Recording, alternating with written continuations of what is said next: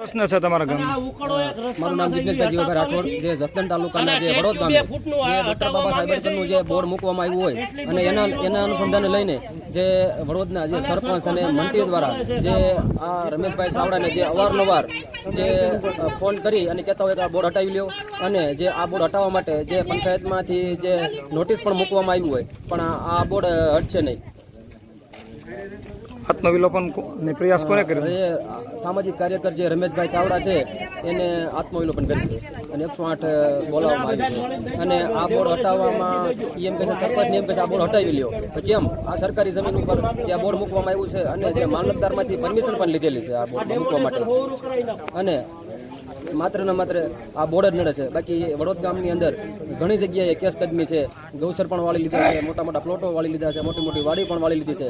તો એ એક રાજકીય વગ ધરાવતા હોય એટલે એને જોઈ શકો છો કે